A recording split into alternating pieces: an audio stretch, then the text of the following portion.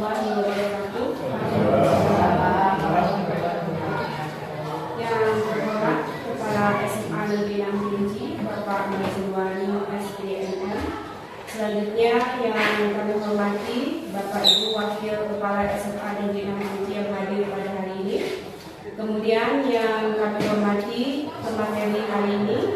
Selanjutnya yang kami banggakan Bapak Ibu peserta diseminasi modul 1.4 budaya positif yang merupakan kegiatan yang harus dilaksanakan oleh seorang CGP dalam rangkaian kegiatan sampai nanti menuju akhir kegiatan.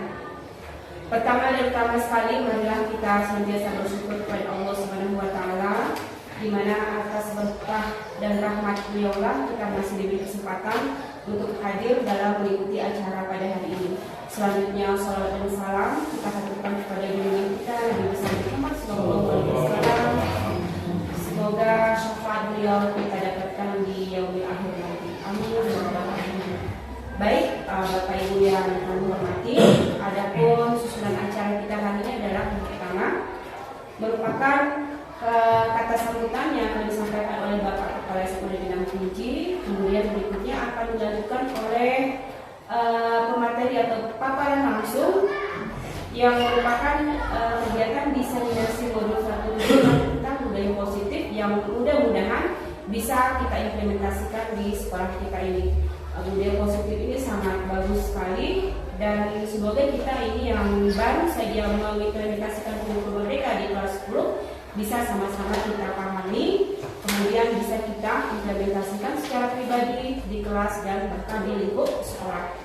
Baik Bapak Ibu, sudah kita masuki acara yang pertama, yaitu kata sambutan dari Kepala SMA Negeri 6 Kerinci kepada yang terhormat Bapak Mazulwani SPNM.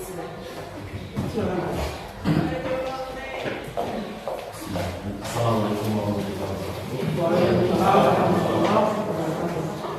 Alhamdulillah, alhamdulillah. Wassalatu wassalamu ala asyrofil anbiya'i wal mursalin wa ala alihi wa sahbihi ajma'in. Amma ba'du. Yang saya hormati Bapak Ibu selaku pula angkatan 8 yang telah menyiapkan kegiatan ini, namanya diseminasi modul 1.4 budaya positif. Dan menghormati Bapak Ibu guru yang hadir di kesempatan ini bersama yang mengajar pada kurikulum Merdeka. Pertama sekali marilah kita memanjatkan puji dan syukur kepada Allah Subhanahu wa Ta'ala karena pada pagi hari ini kita semua telah diberi kesempatan untuk bisa bersilaturahmi, bisa berkumpul di sini dalam rangka mengikuti kegiatan diseminasi. Kemudian selawat beriring salam tak lupa pula kita sampaikan kepada diri kita yang bisa Muhammad Sallallahu Alaihi Wasallam yang telah membawa manusia dari zaman jahiliyah di dalam bertemu dengan peradaban, ilmu pengetahuan dan teknologi sebagaimana yang kita rasakan saat ini. Bapak Ibu yang saya hormati, syukur alhamdulillah di sekolah kita pertama sudah ada alumni bergerak untuk ini, kemudian yang sedang mengikuti kegiatan program bergerak Pak Mutaridi, nanti akan ada Ibu Widya dengan Ibu Fiza Sabi, ya. Ada mungkin pada angkatan 9, walaupun lolos kemarin itu di angkatan 8 terpakai. Jadi saya minta kepada Bapak Ibu ini, Pak Mutaridi dan yang lain itu imbaskanlah ke teman-teman di sekolah, ya. Tidak perlu menunggu rekan-rekan kita yang bertanya. Kadang-kadang mereka tidak mau bertanya, kan begitu. Nah, kita jangan imbaskan ke rekan-rekan sejawat. Nah, kemudian praktekkan, implementasikan dengan siswa minimal di kelas Bapak Ibu, atau tunjukkan konsepnya kepada guru yang lain supaya diterapkan di kelasnya. Mengikuti sampai akhir, tadi sudah janji untuk cek kelas yang belum dicek atau beberapa kelas yang belum dicek. Mungkin hari ini Assalamualaikum warahmatullahi wabarakatuh. Terima kasih kami sampaikan kepada Tuhan yang telah menyampaikan beberapa nasihat yang sangat memotivasi kita semua Semoga apa yang beliau sampaikan bisa menjadi acuan bagi kita semua untuk mulai dari diri mengimplementasikan hal-hal baik bagi kita sendiri dan kelas kita. Itu target utama kita. Baik, Bapak Ibu, kita lanjut ke acara yang kedua. Oke, kita lanjutkan acara berikutnya, yaitu pemaparan materi dengan judul implementasi budaya positif sekolah melalui keyakinan kelas, yang akan disampaikan oleh Bapak Karidi Eskom MSI. Kami persilahkan.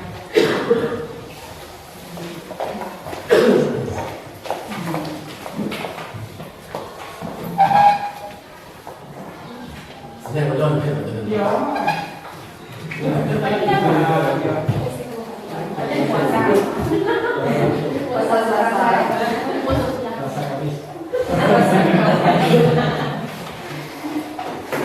Saya Bapak Ibu dengan kelas saya kena isi keluar.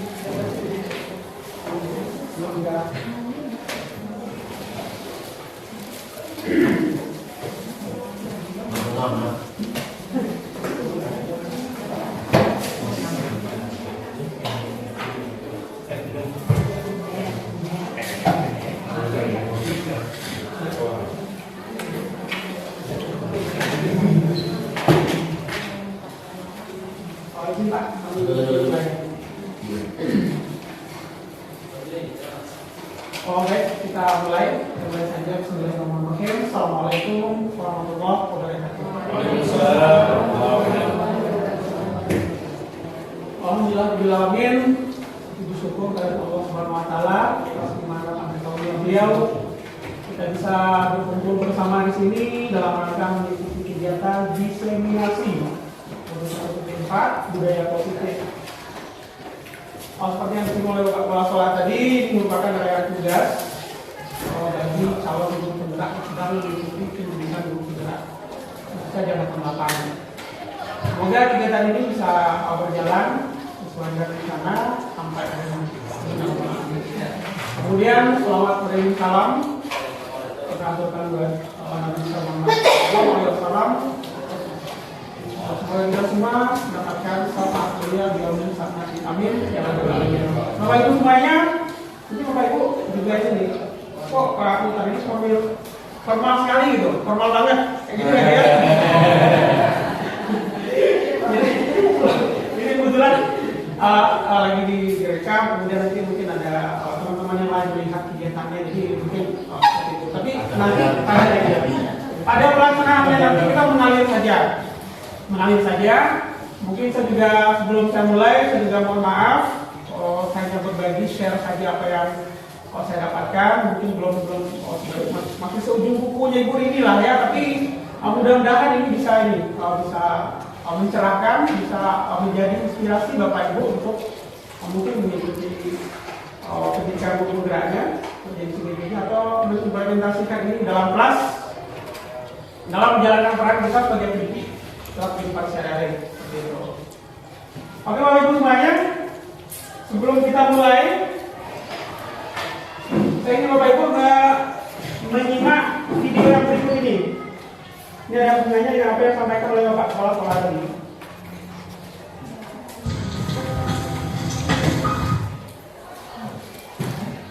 Ya, sang ya. Nanti saat ini Pak ya. Kalau tanya Pak. Pak Uzi pengaruh pribadi. Halo sahabat Bagai Studio, kali ini kami akan bercerita mengenai satu kisah inspiratif tentang belalang yang dikurung di dalam kotak.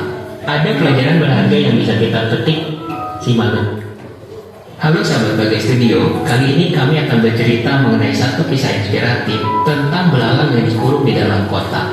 Ada pelajaran berharga yang bisa kita petik dari cerita ini, dan kisah ini juga sangat cocok jika diceritakan kepada anak-anak sebelum mereka tidur. Di beberapa waktu yang lalu, ada seekor belalang yang dipelihara manusia dan dimasukkan ke dalam kotak.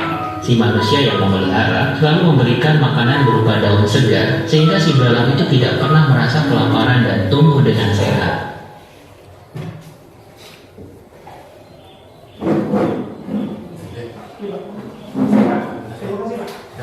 Halo sahabat Bagai Studio, kali ini kami akan bercerita. Ya, terima kasih saja. Mohon maaf Bapak Ibu, ini saya kirim melalui WA, kayaknya terpotong. Di sini nggak lengkap. Yang jelas, ini tetap kita sampaikan yang versi lengkapnya cuma 3 menit. Ini sambung dari Ibu langsung. Terima kasih.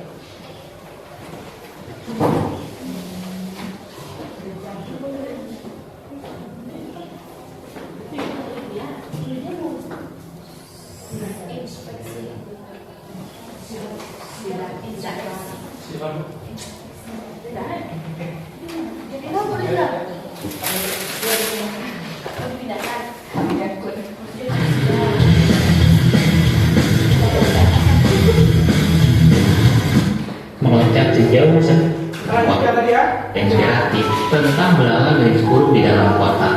Ada pelajaran berharga yang bisa kita petik dari cerita ini, dan kisah ini juga sangat cocok jika diceritakan kepada anak-anak sebelum mereka tidur. Di beberapa waktu yang lalu, ada seekor belalang yang dipelihara manusia dan dimasukkan ke dalam kotak. Si manusia yang memelihara selalu memberikan makanan berupa daun segar, sehingga si belalang itu tidak pernah merasa kelaparan dan tumbuh dengan sehat. Suatu hari, orang yang memelihara belalang itu lupa menutup kotak, sehingga si belalang tersebut berhasil mengeluarkan dirinya dari kotak yang menjadi tempat dikurung selama ini. Dengan perasaan gembira, ia melompat ke sana kemari untuk merayakan kebebasannya tersebut.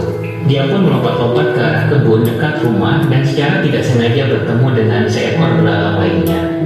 Namun ia kebingungan karena belalang yang ia temui dapat melompat dengan sangat tinggi dan jauh lebih tinggi dari lompatan yang ia lakukan. Karena penasaran, ia menghampiri belalang yang ia temui tersebut dan menanyakan kebingungannya. Mengapa kamu bisa melompat sangat tinggi dan jauh, padahal kan usia dan bentuk tubuh kita tidak berbeda jauh? Dengan terheran-heran, belalang yang temui pun menjawab, memangnya selama ini kamu tinggal di mana? Karena setahuku, semua belalang yang tinggal di alam bebas pada umumnya dapat melakukan semua hal yang bisa aku lakukan. Perkataan belalang itu membuatnya tersadar. Selama berada di dalam kotak, membuatnya tidak dapat meloncat sejauh serta setinggi belalang lain yang tinggal di alam bebas. Sahabat Bagai Studio, cerita belalang ini dapat kita umpamakan ke dalam kehidupan kita sehari-hari, di mana seringkali kita sebagai manusia tanpa sadar juga mengalami hal yang sama. Kita seringkali tidak sadar akan lingkungan tempat tinggal kita yang membentuk diri kita. Lingkungan buruk, trauma yang didapat ketika kejadian masa lalu, berbagai kegagalan, perkataan orang-orang yang ada di sekitar kita, dan masih banyak lagi yang membuat kita menjadi terbatas untuk mengembangkan diri kita. Seringkali kita mendengar perkataan orang lain bahwa kita tidak bisa, dan otomatis kita berpikir bahwa kita tidak akan bisa melakukan hal tersebut. Padahal kita harus percaya pada diri kita sendiri bahwa kita bisa melakukan segala hal, dan pada saat itulah kita bisa berkembang. Seperti kotak yang menghalangi belalang tersebut, kita juga harus bisa melewati rintangan yang ada di dalam pikiran kita yang terus-menerus membatasi kita untuk berkembang dan berusaha untuk mencapai apapun yang kita inginkan. Bebaskan pikiran kita dari berbagai pikiran negatif sehingga kita bisa melompat lebih tinggi. Semoga sahabat semua menyukai kisah ini, dan jangan lupa like, share, dan subscribe untuk mendapatkan cerita inspiratif terbaik lainnya. Sampai jumpa. Sampai jumpa, berarti saya baru ya.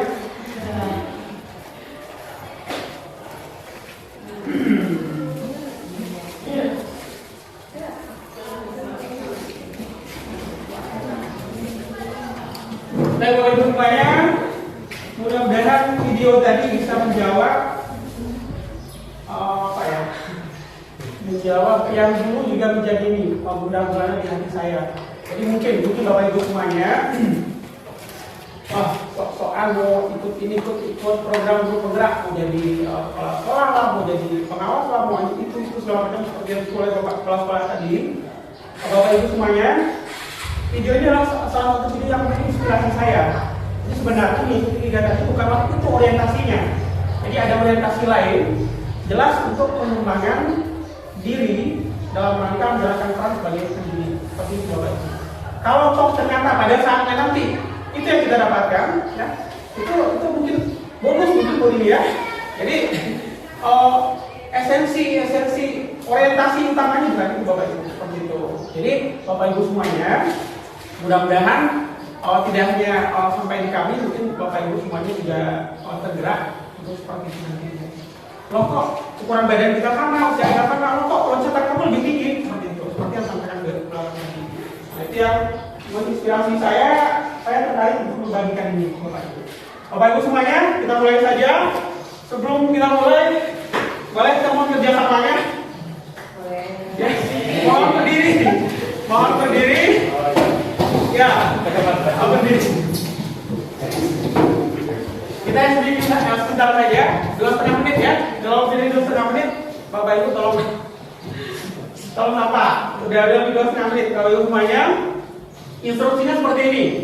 Kalau sepegang kayak gini, ya, Bapak Ibu sambil mengikuti gerakan saya, sambil mengatakan Marina. Ya. Ya. Kalau kayak gini, Marijo. Ya. Semua Bapak Ibu cowok kan harus tegak perkasa ya. Ya. Marijo. Oke. Marina Bapak Ibu semuanya, instruksinya Marina. Marijo. Menari. Di atas. Bedakan kalau kayak gini, walaupun agak tinggi dikit tetap aja Marijo ya. Tapi kalau ini di atas, menara. Itu aja instruksinya Bapak Ibu. Nah, jadi instruksinya nanti bisa tidak berurutan. Bisa aja random. Mungkin gini dulu, mungkin gini lagi. Yang jelas Bapak Ibu ikutin. Oke ya. Bapak Ibu semuanya.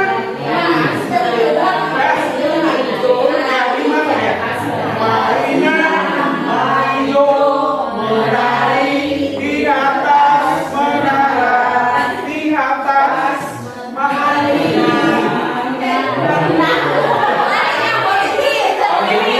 Kalau ini kita ikut suara atau ikut gerakan? Suara dan gerakan juga. Mungkin saja saya ya. Mungkin saja saya tidak bergerak, hanya mengatakan saja. Namun Bapak Ibu tetap fokus, tetap melakukan gerakannya. Oke Bapak ya. Mudah-mudahan ini bisa agak relax sebelum kita lanjut ke materi. Baik, kita mulai. Siap-siap. Marina, Marijo, menari di atas menara. Marina, menari di atas Marijo.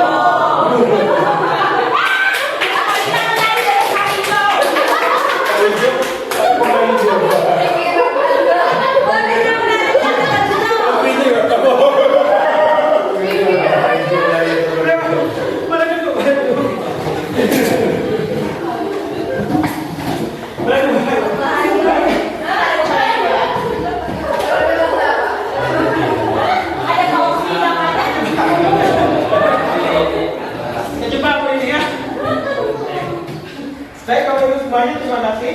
Kita lanjutkan. Mungkin materi yang saya sampaikan nanti secara garis besar saja, nggak begitu detail, tidak begitu lengkap. Nanti ada sesi tanya jawabnya, supaya lebih mengalir, interaktif ya, seperti itu. Bapak Ibu semuanya, semula dari tujuan pendidikan menurut Piagam Dewan Negara, pendidikan adalah menuntut segala kekuatan kodrat yang ada pada anak-anak agar mereka sebagai manusia dan orang masyarakat dapat mencapai keselamatan dan kebahagiaan setinggi-tingginya. Jadi biasanya kalau instruktur, fasilitator sedang menyampaikan materi, salam itu salam selamat dan bahagia, seperti itu Bapak Ibu. Jadi di sini ada kata kekuatan kodrat. Kekuatan kodrat Bapak Ibu semuanya, pada murid, pada anak, pada manusia itu ada kodrat alam dan ada kodrat zaman, seperti itu. Nah, kalau kodrat alam ini kodrat bawah anak. mungkin bakat, potensi yang dimiliki anak. Kemudian kodrat alam juga mungkin lingkungannya, orang tuanya, itu masuk dalam kategori kodrat alam. Kemudian kalau kodrat aman, mungkin teknologi, kemudian perubahan atau transformasi ilmu pengetahuan seperti itu kodrat alam. Jadi Bapak Ibu semuanya, kita sebagai pendidik harus jeli dan memahami konsep yang tujuan pendidikan untuk yang terlaksana ini. Jadi kalau si anak jelas kodrat alamnya itu beda Bapak Ibu. Mungkin bakatnya beda, gaya belajarnya beda, kemudian lingkungannya di rumah juga beda. Mungkin ada yang kesini ke sekolahnya pakai motor, mungkin ada yang jalan pakai mobil, mungkin ada juga ada yang jalan kaki dan sebagainya. Mungkin di rumah dia tidur pakai spring bed yang empuk, ada juga yang tidur di kasur yang dan sebagainya seperti itu. Nah, Bapak Ibu semuanya, itu semua akan mempengaruhi gaya belajar anak. Dan mudah-mudahan kalau kita memahami itu semua, kita bisa lebih jeli bagaimana menyampaikan tujuan-tujuan pembelajaran yang akan disampaikan kepada pelajar ini. Kemudian kodrat zaman tadi juga demikian. Bapak Ibu semuanya, kalau ilmu pengetahuan tidak kita update, jelas ilmu-ilmu yang lama akan ketinggalan zaman, apalagi teknologi Bapak Ibu. Jadi siswa yang kita didik itu adalah siswa yang akan hidup bukan di zamannya dan bukan di zaman kita, seperti itu. Apalagi sekarang ada istilah Ibu Asmila malah memajakan di labornya. Ada IR, Industrial Revolution atau revolusi industri 1.0, 2.0, 3.0, sekarang 4.0, 4 sudah 5 lagi Bu ini ya. Society 5.0 seperti itu Bapak. Jadi transformasi perubahan cepat sekali. Kalau tidak disiasati, anak-anak tidak akan bisa beradaptasi pada masanya nanti, pada dunianya. Nah, itu semua akan tugas kita. Nanti Bapak Ibu bisa bertanya kembali apa maksudnya dan tujuannya kemana, esensinya apa. Nah, saya hanya mencoba secara besar saja. Kemudian budaya positif. Apa sih budaya positif? Budaya positif itu merupakan perwujudan dari nilai-nilai atau keyakinan universal yang diterapkan di sekolah. Ini kalimat sederhananya juga, tapi kalau dilihat dari energi lengkapnya di modul, di Google, kadang macam-macam juga, tapi arahnya ke sana Bapak Ibu. Nah, esensi budaya positif itu ada 6. Seperti yang disinggung oleh Bapak Kepala Sekolah tadi, ada 6. Nah, pada hari ini saya fokusnya ke keyakinan kelas, di nomor 3, keyakinan kelas. Tetapi berhubungan dengan poin nomor 1, nomor 2, nomor 4, nomor 5, dan nomor 6 seperti itu. Ada kaitannya seperti itu. Kan akan berkaitan dengan komponen budaya positif yang lainnya. Tapi fokusnya di nomor 3. 1 perubahan paradigma stimulus respon, 2 disiplin positif, 3 keyakinan kelas, 4 pemenuhan 5 kebutuhan dasar manusia, 5 posisi kontrol, dan 6 segitiga restitusi. 5 posisi kontrol ini untuk siapa Bapak Ibu? 5 posisi kontrol ini jelas untuk pendidik kita yang sedang berada di kelas, kita yang sedang berinteraksi dengan siswa. Posisi kita sebagai apa? Nanti kita lihat ya. Untuk kasus yang bagaimana, untuk pembelajaran yang bagaimana, gitu.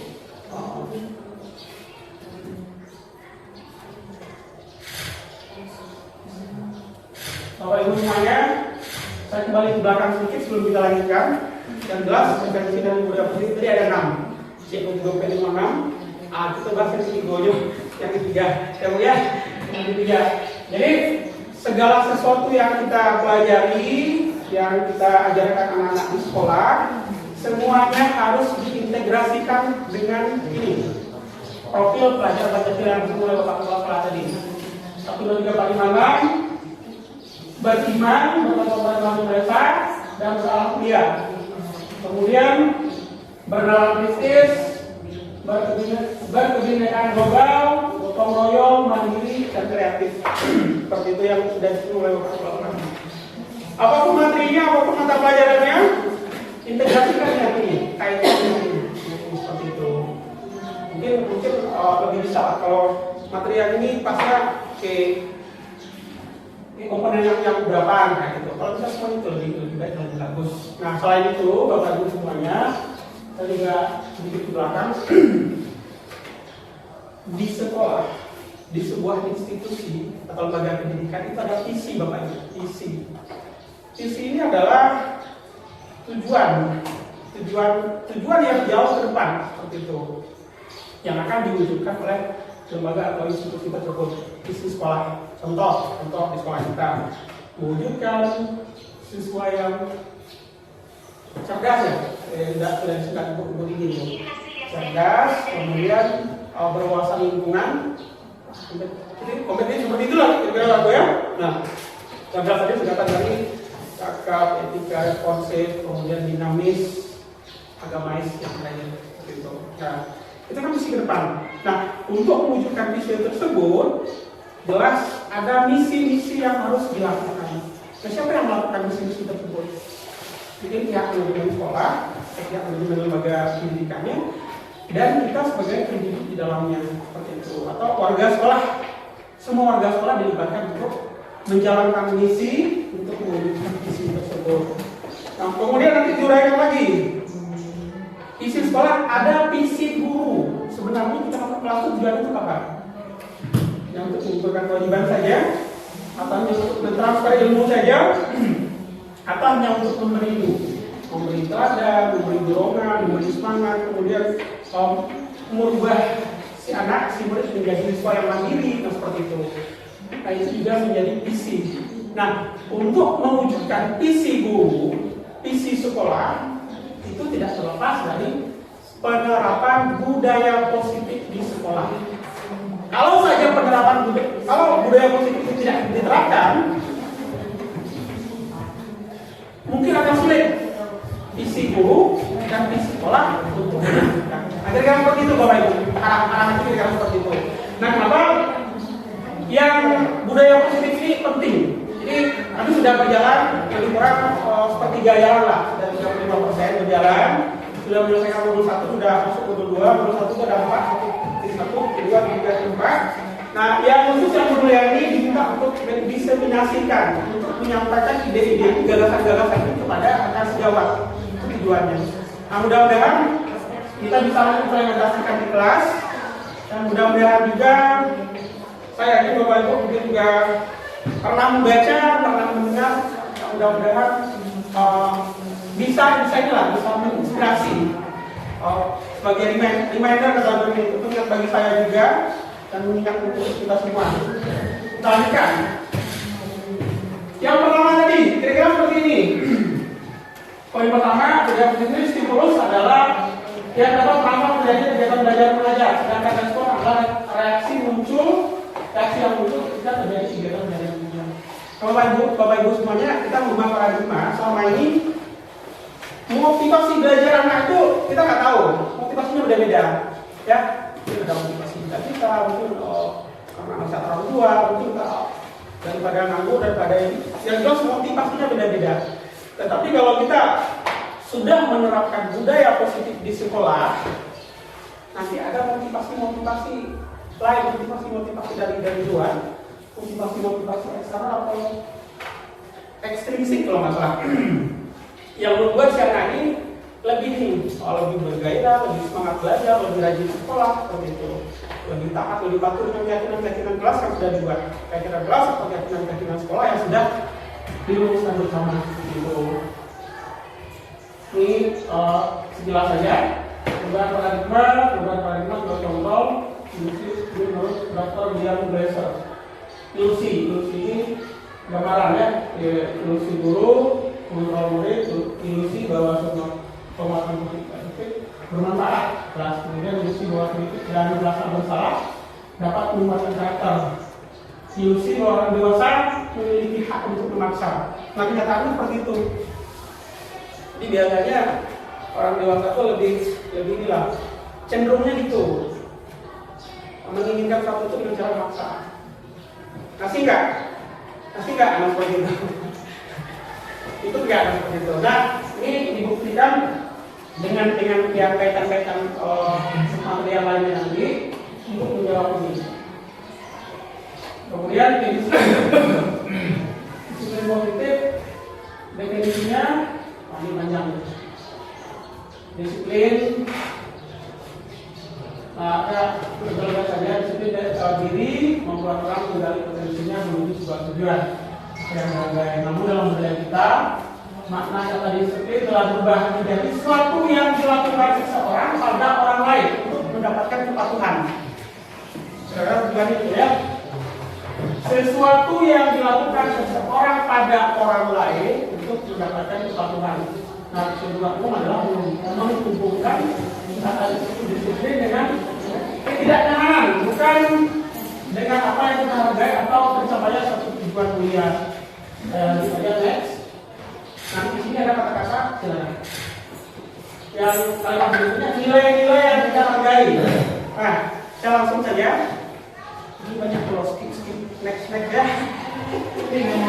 Nilai-nilai yang dihargai, nilai-nilai yang kita hargai adalah nilai-nilai kebajikan. Nah, nilai-nilai kebajikan inilah yang akan nanti kita jadikan acuan dalam menyusun keyakinan kelas. Seperti itu. Nilai-nilai kebajikan itu seperti apa sih? Kalau bahasa kita ya, Bu Arena. Kalau pakai sisi itu bahasa kita ya.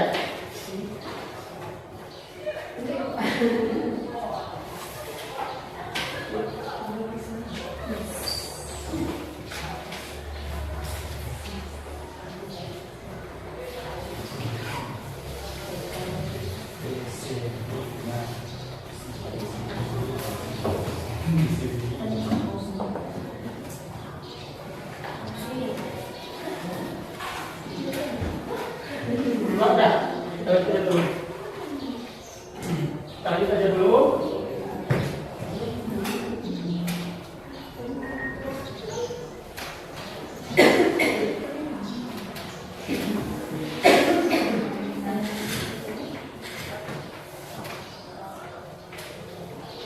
Ini motivasi perilaku manusia.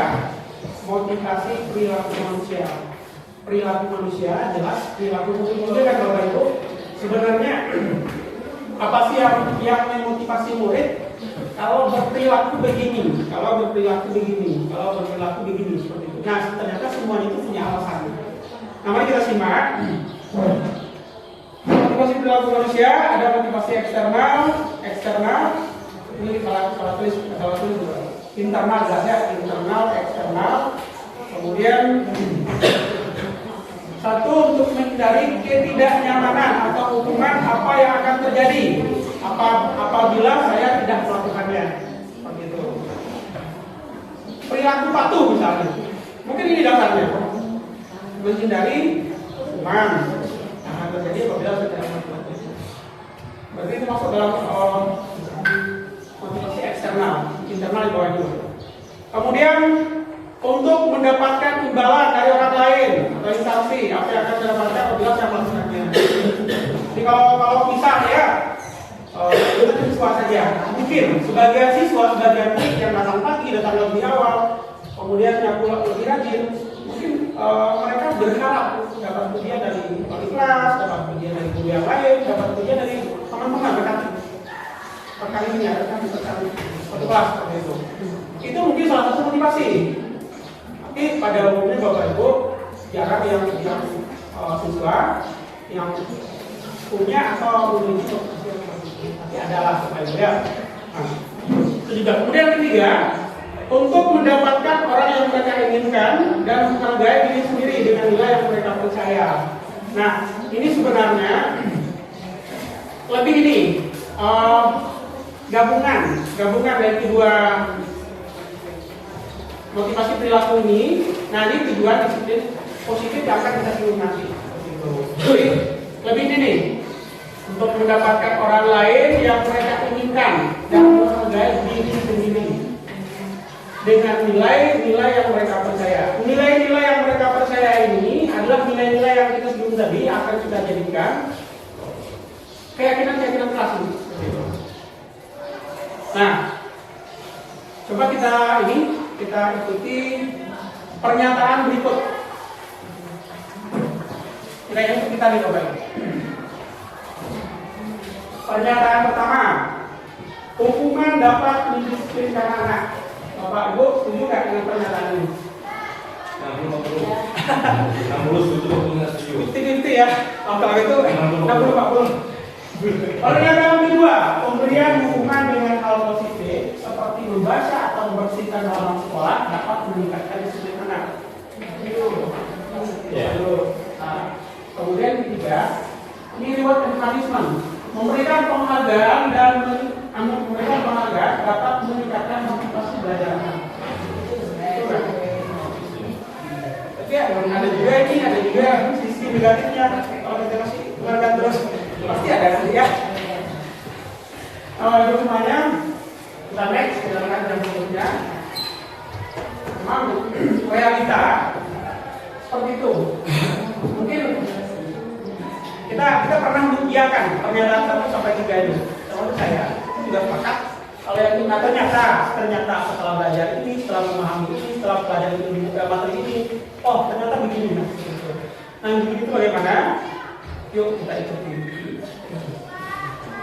Nah, ini Bapak Ibu, ada istilah hukuman dan ada konsekuensi. Apa sih bedanya? Perbedaan hukuman dengan konsekuensi. Kalau hukuman itu bersifat tidak terencana. Ada nggak rencananya kita? Kalau kita mau menghukum sesuatu, istilahnya accidental, ya Bu. Dadakan, seperti itu. Salah tidak, salah hukum. Murid tidak tahu apa yang akan terjadi dan tidak dilibatkan, kemudian bersifat bersuara kelas orang dewasa orang kecil. Kita lagi pasang di bawah seperti itu ya. Hukuman apa melalui suatu kesepakatan atau pengarahan dari pihak guru, baik guru atau tidak. Kemudian hukuman berupa fisik maupun psikis, murid disakiti oleh suatu perbuatan atau kata-kata. Hukuman kira-kira seperti itu. Terus bagaimana dengan konsekuensi? Kalau konsekuensi tidak terencana, disepakati. Nah itu yang tadi, yang keyakinan kelas atau keyakinan sekolah. Kalau saja ada murid yang melanggar keyakinan kelas atau keyakinan sekolah yang sudah disepakati, kita kan kembali saja. Ingat keyakinan kelas kita. Karena keyakinan kelas itu nanti kita lihat bagaimana cara menyusunnya. Itu merupakan kesepakatan bersama. Berarti mereka juga duduk, mereka juga ikut merumuskan keyakinan kelas tersebut. Nah, kemudian murid tetap dibuat tidak nyaman. Sikap guru selalu memonitor murid. Nah ini ada beberapa tabel.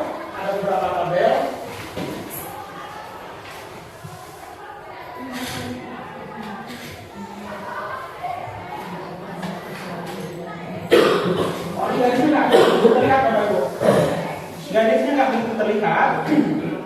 Kita diminta untuk mengisi ini.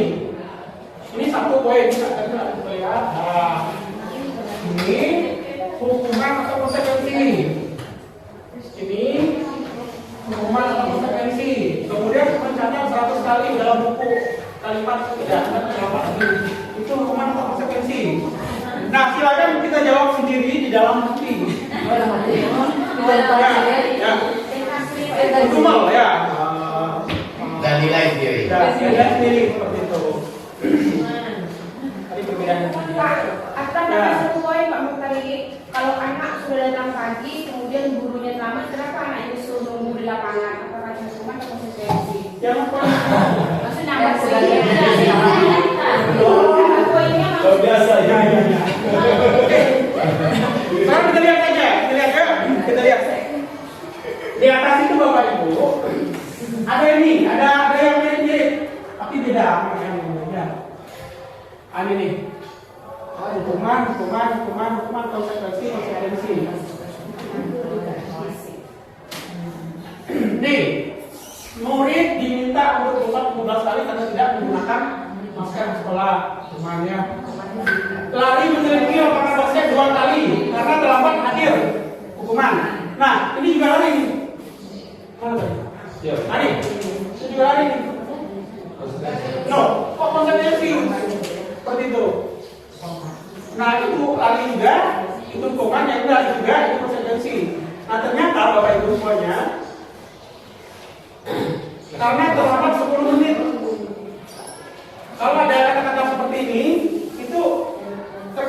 merupakan kesepakatan. Anak-anak semuanya, kalau selama 10 menit hukumannya ini. Kalau Bapak telat masuk kelas, Bapak bersedia begini, kesepakatan seperti itu. Tapi kalau yang di atas lari mengelilingi lapangan basket 2 kali karena terlambat hadir sekolah. Kalau di sini lari mengelilingi lapangan basket karena terlambat juga 10 menit. Nah, kira-kira seperti itu arah minyak kalimat dan pembedanya seperti itu Bapak Ibu. Kita lanjutkan. Nah, ini baru masuk ke esensi yang ingin saya sampaikan tentang keyakinan kelas. Dari ke-6 esensi budaya positif tadi 1, 2, 3, yang ketiga adalah keyakinan kelas. Namun ke-6 budaya positif tadi tetap dikaitkan dalam menyusun keyakinan kelas. Keyakinan kelas adalah nilai-nilai bagikan atau prinsip universal yang disepakati bersama secara universal terlepas dari perbedaan agama, suku, negara, dan bahasa. Menurut dosen 1998, satu keyakinan atau identifikasi seseorang di dalam prinsip seseorang akan lebih semangat untuk menjalankan keyakinan daripada hanya sekedar mengikuti aturan. Kita cepat saja. Ini kita memori saja. Nah, pembentukan keyakinan kelas. Keyakinan dengan peraturan itu beda-beda tipis, Bapak Ibu ya. Keyakinan kelas bersifat abstrak daripada peraturan yang lebih rinci dan konkret. Keyakinan kelas, seperti itu keyakinan kelas berupa pernyataan-pernyataan universal. Pernyataan keyakinan kelas senantiasa dibuat dalam bentuk positif. Keyakinan kelas hendaknya tidak terlalu banyak sehingga mudah diingat dipahami oleh semua warga kelas. Keyakinan kelas sebaiknya suatu yang dapat diterapkan di lingkungan tersebut. Kemudian semua warga kelas hendaknya ikut berkontribusi untuk keyakinan kelas lewat kegiatan tukar pendapat. Bersedia meninjau kembali keyakinan kelas di waktu ke waktu. Nah, sekarang kita lihat sambil melihat ini contoh keyakinan kelas, kita bisa ini memahami poin per poin dari tata pembahasan keyakinan kelas. Ini contoh saja Bapak Ibu. Contoh ya. Saya perhatikan teman-teman CGP yang lainnya, saya juga melihat ngintip tugas-tugas teman CGP yang lainnya. Sebelum belajar keyakinan kelas itu juga pernah dulu. Mungkin saat kuliah kita juga pernah bikin ini ya, kesepakatan dengan dosen di saat belajar pertama kali. Setelah kita menyampaikan silabus, baru dosen menyampaikan keyakinan kelas. Kalau belajar dengan saya begini seperti itu. Nah, ini juga lebih kurang seperti itu. Kita buat kesepakatan di saat mungkin pertemuan pertama, mungkin saat memulai pelajaran. Tapi kan nggak mungkin memulai pelajaran yang lain, mungkin di pertemuan pertama di awal semester. Contoh, datang di sekolah tepat waktu. Berarti nilai-nilai kebajikannya menghargai waktu, menghargai diri sendiri, nah seperti itu. Nanti kita lihat apa hubungannya dengan segitiga restitusi. Segitiga restitusi itu apa sih? Nanti ada bahasanya, tetap stay di tempat. Jangan meninggalkan tempat untuk mendapatkan informasi tertentu. Jadi kita sudah mau berangkat Bapak Ibu ya. Kita cepat saja melaksanakan piket kelas. Kan nggak ada kata-kata ini. Harus piket kelas kalau nggak ini kumannya. Kan kita lihat masih sederhana. Melaksanakan piket kelas, menjaga kebersihan lingkungan sekolah, berpakaian rapi sesuai kebutuhan. Anak-anak semuanya baju masukkan ke dalam ya. Kalau nggak masukkan ke dalam Bapak coret. Ya kan seperti itu kan? Coba semuanya berdiri. Seperti itu. Nah, kalimat yang tadi itu cukup disederhanakan seperti ini, Bapak. Berpakaian rapi sesuai kebutuhan. Seperti itu. Jadi kata-kata ini kita sepakati bersama di saat awal pelajaran. Seperti itu. Mungkin semuanya punya ini, punya ide, punya harap apa keyakinan kelas kita yang pertama? Semuanya menuliskan seperti itu. Kemudian sepakati ada yang misalkan di buku ini di plano, di papan tulis, di disepakati. Yang kedua apa? Yang ketiga apa? Yang keempat, hormat kepada guru dan orang tua. kelas kalau ketemu guru dan orang tua, mungkin salah, mungkin ada respeknya, nggak cuek, nggak acuh seperti itu ya. Atau budaya apa tuh? 3S, 5S, salam kepada itu bagian dari hormat kepada guru seperti itu. Jadi implementasi itu ke sana. Seperti itu bentuknya dari keyakinan itu. Berdoa sebelum dan sudah belajar. Jadi tidak hanya belajar di jam pertama saja dan tidak hanya belajar di jam terakhir saja. Biasa kan kita kan begitu kan. Sebelum kita pulang baru lagi berdoa. Kemudian sebelum kita mulai belajar, terkadang di jam-jam yang di tengah, jam 4, kemudian 5, 6 dan sebagainya kita mengabaikan itu Bapak Ibu. Nah, tidak ada salahnya. Itu kita terapkan untuk di setiap pembelajaran kita di jam ke berapapun. Nah, seperti itu. Kemudian mengikuti pembelajaran secara bersama. Ini janji kita nih Bapak Ibu. Kayaknya harus kita sepakati. Kalau saja dalam proses pembelajaran ada salah satu murid yang tidak begitu kondusif, artinya ibu sendiri, diri sendiri dan sebagainya, berarti si murid tersebut, si anak tersebut tidak mengindahkan keyakinan yang terakhir. Nanti di saat diajak dialog, kira-kira sudah sesuai belum dengan keyakinan kelas kita? Dia mikir kan, kira-kira keyakinan kelas yang berapa? Kemudian nilai kebajikan yang mana yang kamu langgar seperti itu. Dia menjawab sendiri. Nah dia ikut membuat keyakinan kelas seperti itu. Itu kira-kira Bapak Ibu. Jadi terkadang kalau peraturan itu sepihak, dibuat oleh sekolah, dibuat oleh guru, sampaikan ini peraturannya yang harus kita patuhi seperti itu. Sementara kalau keyakinan seperti ini, mereka kita libatkan dalam merumuskan keyakinan yang akan kita jalankan nanti seperti itu. Kita lanjut, mohon maaf nih, agak kebutuhan dasar manusia. Ini budaya positif yang berikutnya tadi. Ada kebutuhan dasar manusia ini ada 5 ya. Kebutuhan dasar manusia adalah segala sesuatu yang mendapatkan apa yang diinginkan, melakukan menuju tujuan. Nah, ini termasuk anak. Bapak itu mungkin pernah gitu juga ya. Ada anak yang sedang begini, terkadang begini juga jelas ada buku di depan, gitu kan? Ada anak-anak atau siswa sedang mencari perhatian, mungkin perhatian temannya, mungkin perhatian guru seperti itu. Dan itu sebenarnya ada tujuan, Pak. Jelas ada tujuannya dari perhatian ya. Mungkin ada tujuan-tujuan yang lain. Nah, ini yang perlu kita ketahui, ternyata anak itu juga manusia kan? Anak juga manusia. Ini bukan rocker saja Pak Ibu.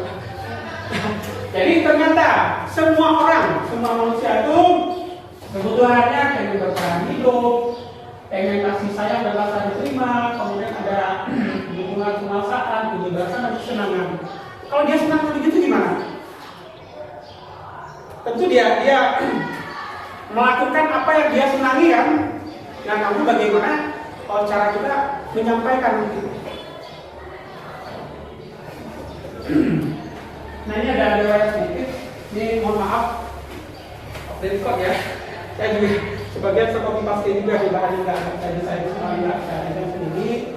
Jadi kadang tulisannya enggak penelitiannya enggak pas, kemudian ada atributnya ada log-log gitu. Bertahan hidup, makanan pakaian seperti makanan siapa, kemudian saya terima, rasa terima, dipedulikan, berbagi kerja sama, menjadi bagian kelompok, menjadi bagian dari kelompok, menjadi diri, keinginan berdialog, memimpin, berprestasi, diakui. Ada juga anak-anak selalu gila, tidak diperhatikan, nggak diakui. Kadang-kadang dia ini kan bikin tingkah, cari perhatian kita, cari perhatian guru atau cari perhatian teman-teman yang lain.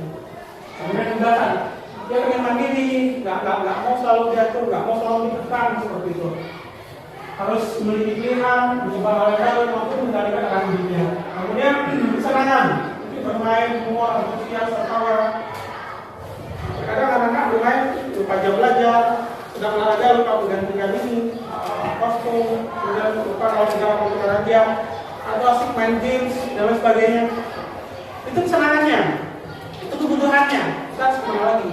Nah, bagaimana cara untuk ini?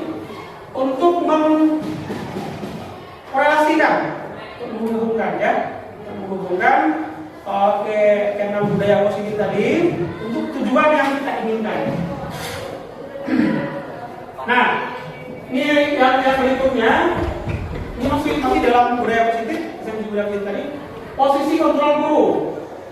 Nah, selama ini kita lebih memainkan peran yang mana? Apakah selalu menjadi pendukung setiap anak buat kesalahan, atau sebagai pemantau, atau sebagai pembuat anak merasa bersalah, atau sebagai teman, atau yang terakhir sebagai manajer? Beda peran, tentu beda tindakan atau beda aksi yang akan kita berikan. Seperti itu. Tentu nggak mungkin perannya beda.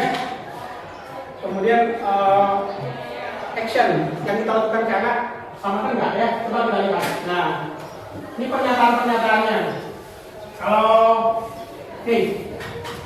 saya kecewa sekali dengan kamu.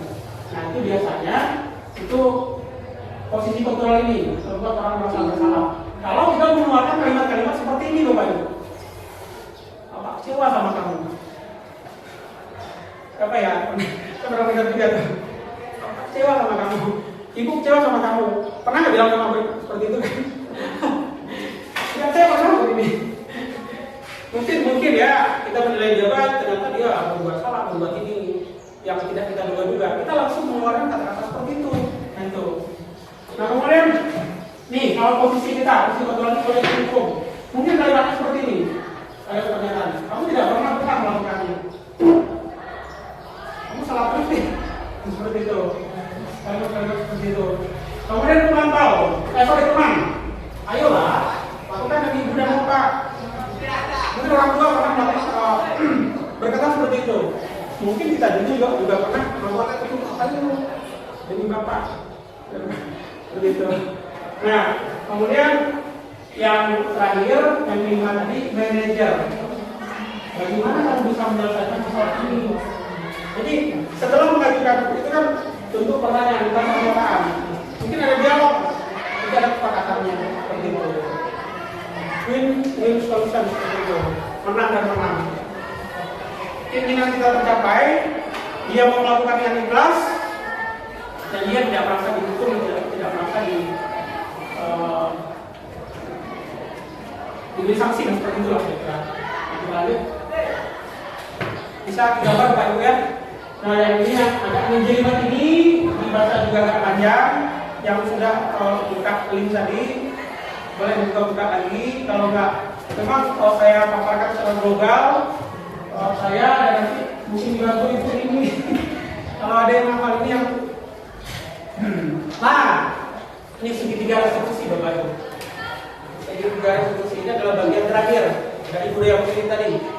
Cek 2356, ayat ke-6 itu budaya positif. Nah, yang budaya positif ini bahasa sederhana saja, bahasa saya itu adalah satu dialog yang dijalankan guru dalam dan murid dan dapat menghasilkan murid yang mandiri dan bertanggung jawab. Terus apa hubungannya dengan ini? Esensi atau komponen-komponen budaya positif yang lainnya. Nah, kita sudah membuat keyakinan kelas. Tadi kita sudah membuat keyakinan kelas, Pak Bu ya. Ada contohnya tadi. Ada berapa? 7 tadi. 7 keyakinan kelas. Nah, ternyata sebagian atau salah seorang murid, salah seorang siswa melanggar, tidak menindakkan keyakinan kelas tersebut. Seperti itu. Nah, disinilah peran dari segitiga restitusi. Nah, berikutnya, tahapan segitiga restitusi itu ada 3. Ada 3. Yang pertama, menstabilkan identitas. Ini udah duluan. Yang pertama, menstabilkan identitas. Yang kedua, validasi tindakan yang salah. Yang ketiga, menanyakan keyakinan. Nah, keyakinan yang mana? Tentu keyakinan sudah diluruskan tadi. Contoh budaya positif yang ketiga ini. Keyakinan yang sudah kita tentu tadi. Kemudian dihubungkan dengan nilai kebajikan. Nilai kebajikan mana yang tidak sesuai? Kira-kira nilai kebajikan ini penting nggak buat kamu? Seperti itu. Kalimat-kalimat itu yang akan kita lontarkan. Nah, seperti itu.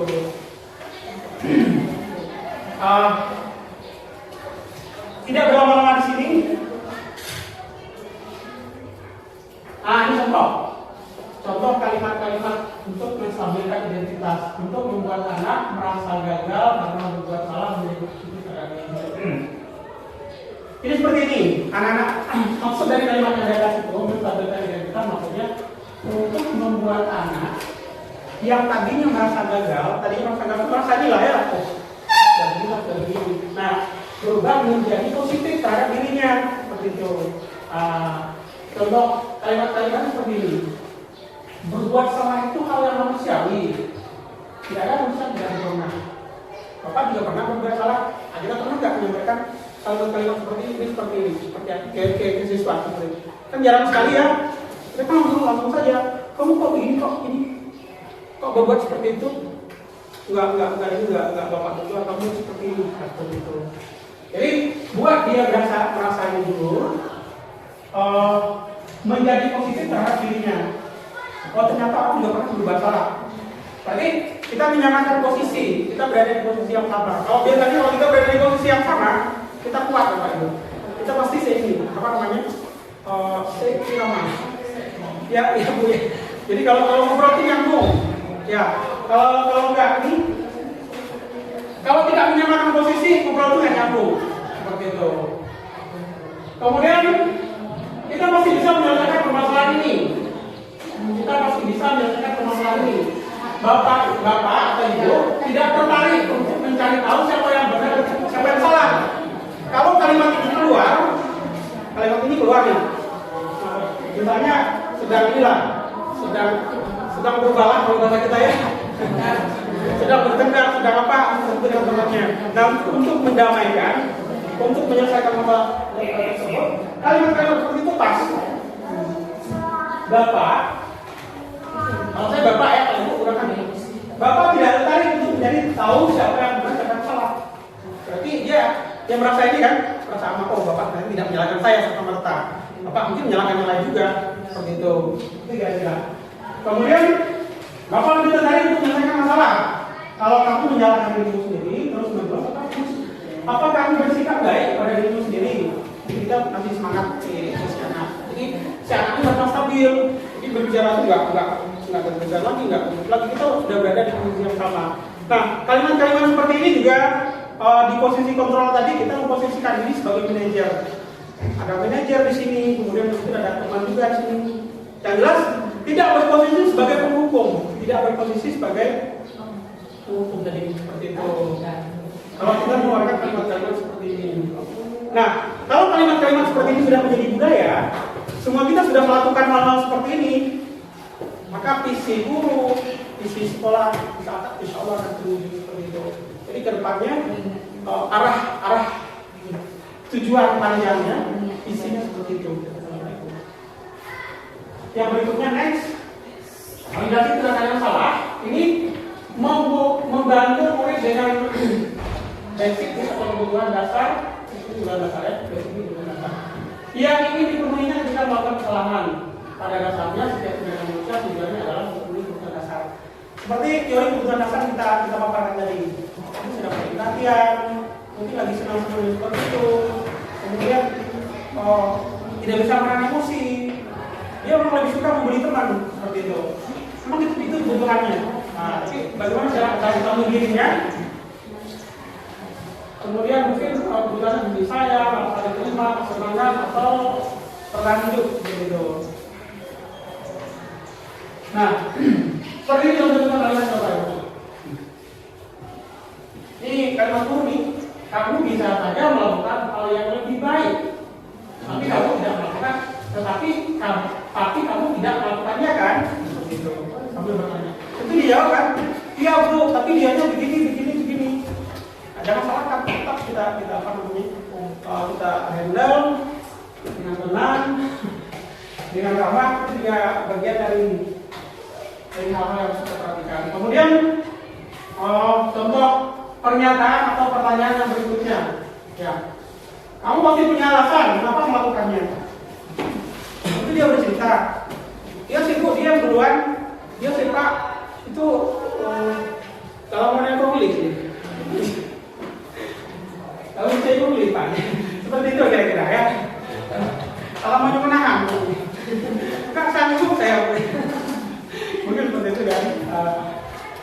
Kemudian ini penting sekali. Apa pentingnya bagi kamu? Nah, nanti ini dia sampaikan. Nah, hubungkan dengan keyakinan kelas yang sudah disepakati tadi. Hubungkan dengan nilai-nilai kebajikan yang sudah kita paparkan di saat membuat keyakinan kelas. Seperti itu. Nah, yang berikutnya, contoh kalimat, maukah kamu belajar cara lain untuk mendapatkan yang kamu butuhkan tanpa harus memukul, melakukan ini, berbuat seperti ini, atau seperti ini, seperti itu. Jadi keluarkan kalimat-kalimat seperti ini. Ternyata untuk memenuhi kebutuhan dasar tadi, untuk bikin dia senang, untuk bikin dia diterima, untuk bikin dia diperhatikan, tentu ada cara lain, tidak ada cara itu, yang seperti itu. Kalimat-kalimat ini akan mengirim si anak menjawab. Kalau saya ternyata begini, seperti itu. Kemudian guru menanyakan, maukah kamu belajar cara lain untuk mendapatkan yang kamu butuhkan dan harus melakukan hal yang sudah dilakukan tadi. Yang jelas setelah kan. Kemudian yang terakhir, apakah kamu bisa melakukan dengan lebih baik besok lagi? Nah ini udah mulai mengarah nih. Nanti kita mengajak si anaknya untuk meninggalkan yang tadi, untuk memperbaiki kesalahannya, dengan terus dia akan mengakui. Setelah kita mengajukan beberapa pertanyaan seperti ini. Nah ini kita tahapan yang ketiga dari tahapan segitiga restitusi tadi adalah menanyakan keyakinan, bukan keyakinan. Jadi mohon maaf itu keyakinan. Iya. Setelah tulis of the record, kemudian sampaikan dari Bapak Ibu di kamu. Ya, optimasi makanya. Jadi seperti apa bentuk pernyataan atau pertanyaannya? Guru berkata, apa nilai yang kita percaya di kelas atau sekolah kita? Tergantung ya, keyakinan kelas atau keyakinan sekolah. Kalau kejadiannya di kelas, nanti keyakinan kelas. Tapi kalau saat kita sekolah sebagai guru tiket, guru lain saat menemukan anak-anak melanggar keyakinan setelah kita sepakati itu menggunakan kata-kata yang sesuai keyakinan sekolah atau keyakinan kelas. Kemudian nilai di apa yang telah kita sepakati. Kemudian kelas yang dia itu seperti apa sih? Nah, ini misalnya kamu ingin menjadi anak seperti apa? Kemudian apa yang kamu rasakan jika kamu melakukan itu? Kamu menjadi orang seperti apa? Ini masih banyak pertanyaan-pertanyaan lain sebenarnya sih Bapak Ibu. Jadi ujung-ujungnya kan kayak gini. Dan saya keyakinan yang mana yang saya melanggar? Ini misalnya. Kemudian nilai kebajikan mana yang sudah tidak kamu indahkan? Tidak menghargai misalnya. Tidak menghargai itu penting nggak bagi kamu? Kamu mau nggak kalau tidak dihargai? Dia sibuk, dia si Pak A. Nanti dia mengakui pada ujung-ujungnya dia bilang, oh maaf, saya tidak akan mengulangi ini lagi, bla bla bla bla. Saya akan minta maaf sama sini. Atau kalau kasusnya individu terlambat atau apa, saya tidak akan terlambat lagi. Saya akan melaksanakan tiket terus dan sebagainya sesuai dengan kelas. Dia yang akan berjanji sendiri. Nah itu intinya. Jadi dalam menyelesaikan kasus dengan pendekatan segitiga restitusi tadi, ujungnya itu adalah kesepakatan yang dibuat antara guru dan murid sehingga murid ini bisa mengakui kesalahannya dan mencari solusi sendiri yang disepakati antara guru dan murid. Jadi kalau ya yang jelas kembali ke video yang pertama tadi Bapak Ibu. Jangan mengklaim ini dulu, jangan berkata tidak dulu. Kalau saja semua kita melakukan penanganan siswa dengan pendekatan segitiga restitusi ini, insya Allah budaya positif, isi guru, isi sekolah, insya Allah akan terwujud. Bapak Ibu semuanya, yang terakhir ini sebagai kesimpulan gambar, jadi budaya positif itu akan tercipta apabila lingkungannya positif. Jelaskan ya. Ini positif ketemu positif jadi apa Bu?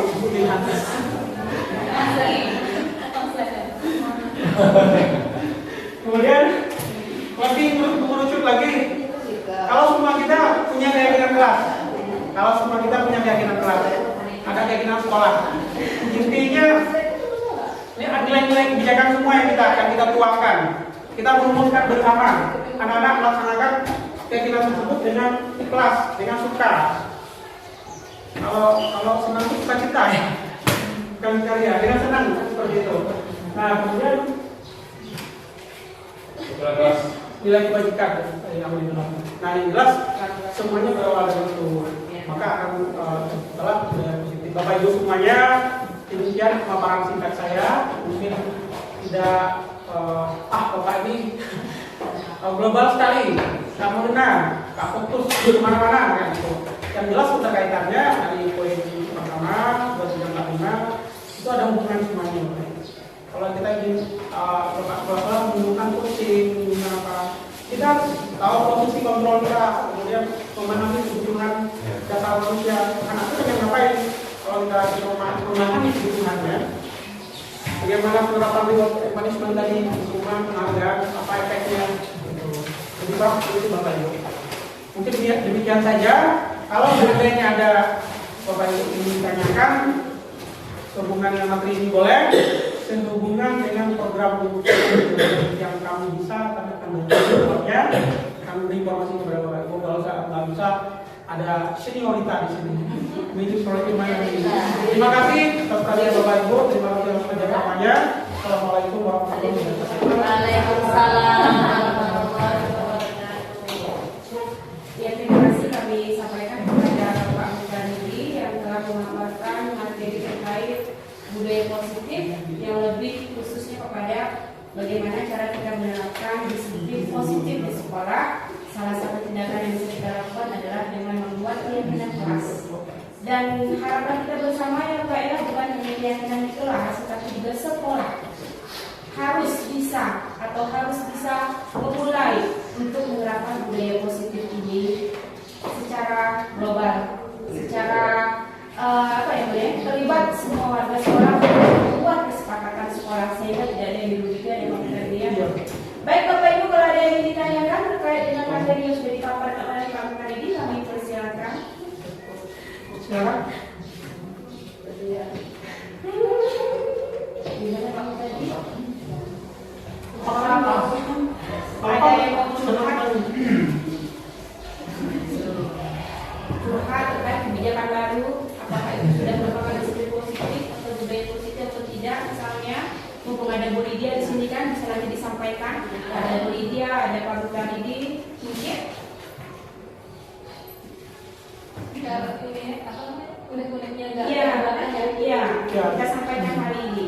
Apalagi kita kan guru kelas 10 kan, kita sudah menerapkan kurikulum merdeka, otomatis budaya positif ini sudah diterapkan di SMA Negeri Kerinci ini. Silakan Bapak Ibu. Oke, silakan. Ada dua Pak tadi. Oke, kita persilakan Pak terlebih dahulu. Ya.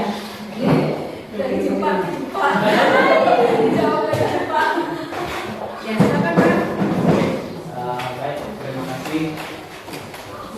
Saya langsung saja. Yang saya tanyakan adalah tadi yang disampaikan Pak Kepala Sekolah juga mengenai implementasi kurikulum merdeka. Kemudian disampaikan juga Pak Muzani tadi. Saya sempat mengingat beberapa kata tadi. Yang disampaikan Pak Sekolah itu merdeka. Merdeka M itu dimulai dari sendiri.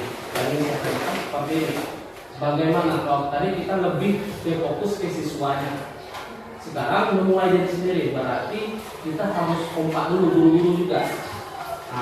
Pertanyaan saya adalah bagaimana kita saling support antara guru A dan B, meskipun yang berbeda profesi di bidang studi mengajar, agar terciptanya merdeka ini yang bisa kita terapkan ke siswa. Oke, baik. Begitu ya, terima kasih. Assalamualaikum warahmatullahi wabarakatuh. Waalaikumsalam warahmatullahi wabarakatuh. Mau langsung dijawab Pak? Bagaimana cara mensinergikan antara sejawat dan gimana? Bagaimana cara mensinergikan dengan sejawat walaupun kita beda ya?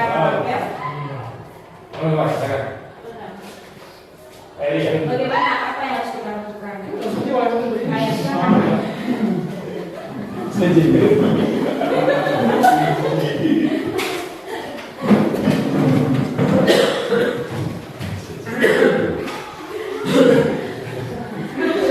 Jadi Bapak Ibu semuanya, pertanyaan yang bagus.